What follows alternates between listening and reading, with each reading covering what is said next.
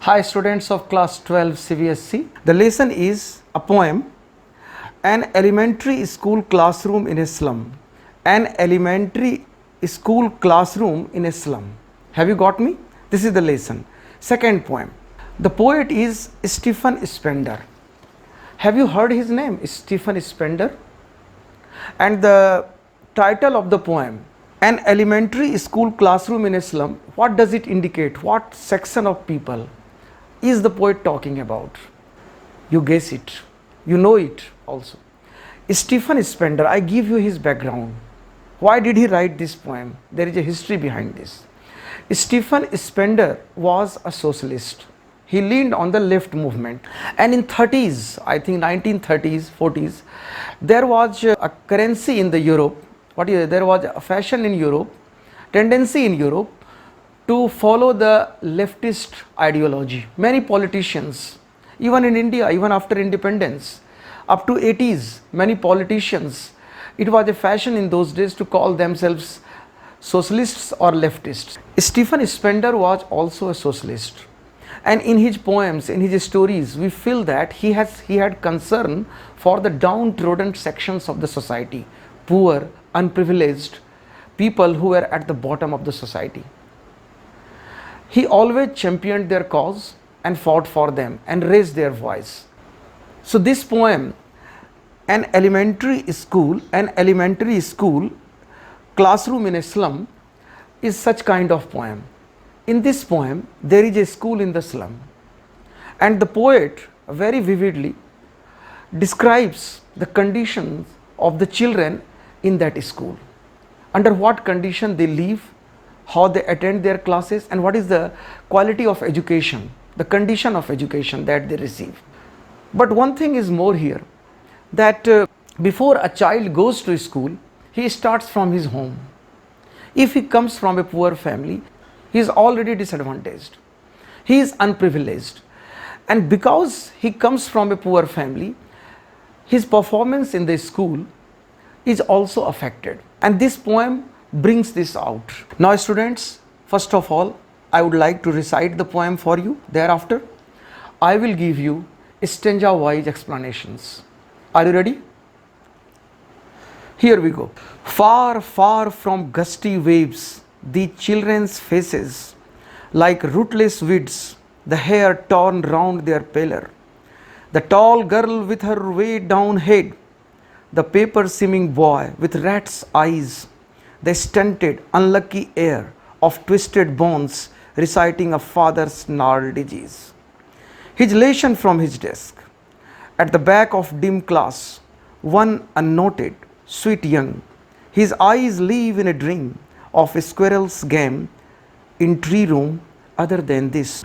On sour cream walls, donations, Shakespeare's head, cloudless at dawn, civilized dome riding all cities, built, flowery, Tyrolese valley, open-handed map, awarding the world its world. And yet for these children, these windows, not this map, their world, where all their future is painted with a fog. A narrow street sealed in with lead sky, far, far from riverscapes and stars of the words. Surely Shakespeare is wicked, the map a bad example, with ships and sun and love tempting them to steal for lives that slyly turn in their cramped holes from fog to endless night. On their slag heap, the children wear skins pipped through by bones and spectacles of steel, with mended glass like bottle bits on stones.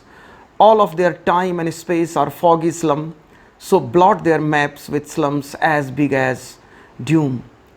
Unless governor, inspector, visitor, this map becomes their window, and these windows that shut upon their lives like catacombs break open till they break the town, and so the children to green fields and make their world run azure on gold sands, and let their tongues run naked into books. The white and green leaves open, history theirs whose language is the sun. Students, I have recited the poem and your teacher must have recited it many times in your classroom, and you must have some idea about where the poem is going, what is the poet driving at. So I have recited the poem, okay, and now I will give you stanza wise explanation. Here is the first stanza. Far, far from gusty waves the children's faces like rootless weeds, the hair torn round their pillar. The children live in a slum. The children live in a slum, and the slum is what? What does a slum look like? It is dirty, filthy, dingy, foggy, smoky. In a country like England, a typical English slum. And their condition, what is their health? They are malnourished, emaciated, haggard. They are heap of bones. The children's health is very poor. They look malnourished. They don't get enough food. Their hair is unkempt, disheveled, and their hair fall on their pale face, a face which shows that their health is not good. It is colorless, it is lifeless. It appears that they don't have blood. Pale face, and hair is like rootless weeds. What do you mean by rootless weeds? The grass which has been cut, and after some time the grass withers, becomes yellowish, lifeless. Their hair looks like that. The tall girl with her way down head.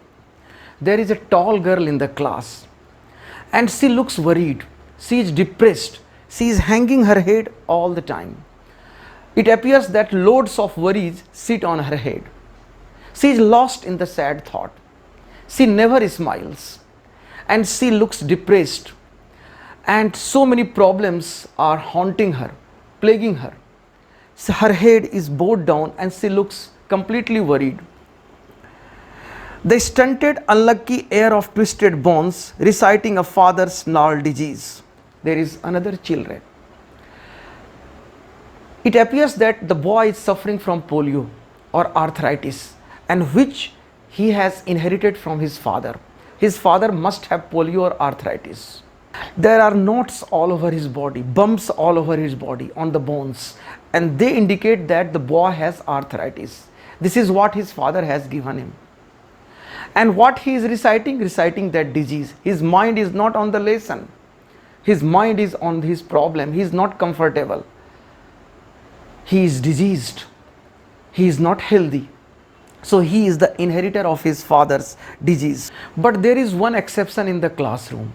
Exception in the sense of mental involvement. There is one little boy. Nobody watches him. He is unnoticed. That small boy is lost in his dream. He is distracted from the lesson, and he is dreaming of a squirrel's game in the hollow of a tree. He is lost there. He looks happy, but he is lost in a dream. He is thinking of a squirrel's game in a tree room, in the hollow of a tree. This is the first stanza, students, and I have given you the picture of the classroom. Now some more. How does the classroom look like?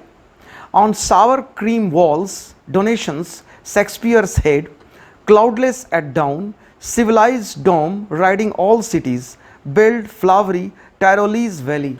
The walls of the classroom, actually their color is soury cream, dirty yellow and white, and it's depressing. When you see the walls of the classroom, you are not happy. They don't impress you.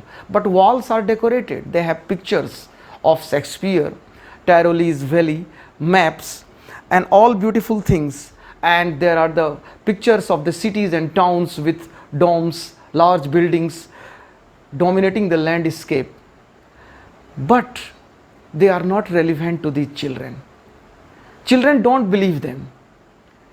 They think that they are something which belongs to dream world or fairyland, which never happens in the real life, because their real life is in the slum and they don't know anything except their slum, the place where they live. Open-handed map awarding the world its world, and yet for these children, these windows, not this map, their world, where all their future is painted with fog. But they don't think the map of the world, the picture of Shakespeare, the picture of Austrian Alpine Valley, they are not reals for them. They don't make any sense for them. They are not relevant to them. They think that they are not the windows to the world outside. They don't believe them. They think the windows in the classroom are the real windows, and out of those windows, what do they see? Dirt, smoke, fog. This is what meet their eyes. They don't believe anything which they have not seen before. And what they have seen? They have seen only poverty, disease, dirt, filth, smoke and fog, because they live in a slum. A narrow street sealed in with lead sky, far, far from rivers, capes and stars of world. And lead sky means clouded sky, foggy sky. Okay? And sunrise never comes in their life. They have not seen the bright sunshine. It is endless fog there. And they have not seen rivers, capes. Capes, have you heard of Cape of Good Hope? Actually, it is a kind of peninsula going into the sea. Okay, such a beautiful place like Cape Town. They have not seen such places, and that's why they don't believe them. So pictures all around them, they see them, but they are not interested in them, because they are not convinced they really exist. They have not seen them before. Next stanza. Surely Shakespeare is wicked, the map a bad example, with ships and sun and love tempting them to steal for lives that slyly turn in their cramped holes from fog to endless night. These things are there. Why are they there? These pictures, photographs and maps are there. Why are they there? Why have they been kept there? To divert them, to make them think of the world which is more beautiful. It is there, but their life is lived in a cramped hole, in pigeonholes, in sacks, in dingy, congested places. And they never know open space, sunshine and fresh air. They have not seen in their life. And their life is convulsing, turning, twisting in a limited space, a crowded space where too many people live together in subhuman condition. The condition is subhuman. The condition is not perfect for human beings. Animal-like condition. They live in there. And their life is what? From fog to in endless night. No sunshine, no hope, no rays of hope, no expectation, no aspirations, no dreams. On their slag heap these children wear skins pipped through by bones and spectacles of steel with mended glass like the bottle bits on stones. And these children's health, they are heap of bones. It appears that they don't have muscle. They have only bones. They are heap of bones. Bones are forcing through their skins. Their health is so poor. Some of the children wear spectacles made of steel, and their glasses are broken because they can't afford good glasses, and those glasses are broken like a bottle has been cracked on a rock. Like their glasses are broken at several places, and they are wearing such spectacles because they come from poor background, from poor family. They are disadvantaged and unprivileged. All their time and space are foggy slum, so blot their maps with slums as big as doom, and they are condemned to live a miserable life. And they are so much used to this life, they don't think this life will change. Maps and pictures are overshadowed, covered by the immediate world, the slum, dirt and filth, and they don't believe there can be anything beautiful in their life. So Shakespeare is wicked means they don't believe Shakespeare. Shakespeare was a great dramatist, poet, but they think that he has no relevance. There is a photograph of Shakespeare with his big head, balding head, but they don't believe that they could read his poems, his dramas, his plays. They don't believe. They don't believe. Unless governor, inspector, visitor, this map becomes their window, and these windows that shut upon their lives like catacombs break open till they break the town. And the poet is making appeal, calling upon the governors, inspectors and visitors, powerful people. These people must do something for these children. They should change their life. It is continuous fog. Fog is symbolic here. Fog means darkness, darkness of disease and poverty and hopelessness.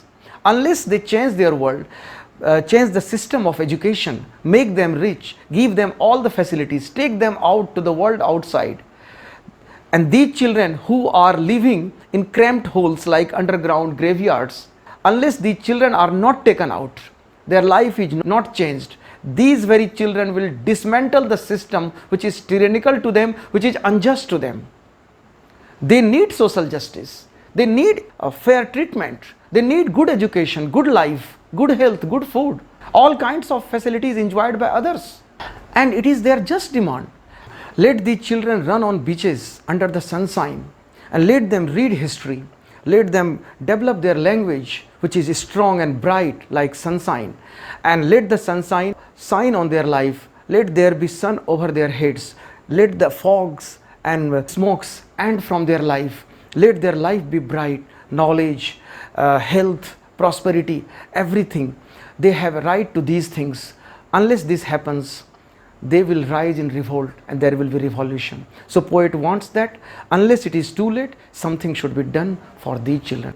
I think you have enjoyed my lesson. Subscribe to my channel. Keep writing in the comment section. Have a nice day. Keep smiling.